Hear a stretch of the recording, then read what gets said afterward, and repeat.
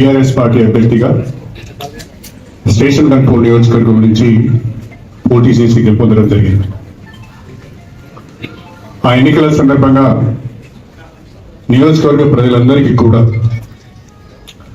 ఒక అవకాశం ఇవ్వండి.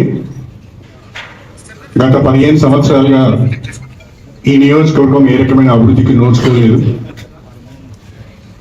పైపెచ్చు ఈ నియోజకవర్గానికి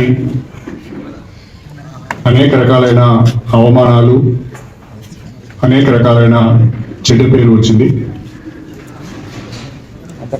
అవకాశం కల్పిస్తే నియోజకవర్గ అభివృద్ధి ఎజెండాగా పనిచేస్తానని చెప్పి ప్రజలకు చెప్పడం జరిగింది. ప్రజలకు నా నాయకత్వం పట్ల ఉన్న నమ్మకంతో కడియం ఏరియా అయితే తప్పకుండా అభివృద్ధి జరుగుతుంది అనే ఒక ఆలోచనతో నాకు ఓటేసి గెలిపించడం జరిగింది. ఆ తర్వాత పరిస్థితుల్లో ఫలితాలు వెలువడిన తర్వాత రాష్ట్రంలో కాంగ్రెస్ పార్టీ అధికారంలోకి వచ్చింది.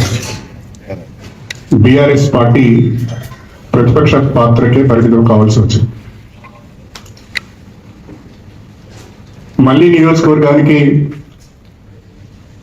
నష్టం జరిగే పరిస్థితి వచ్చింది, అన్యాయం జరిగే పరిస్థితి వచ్చింది.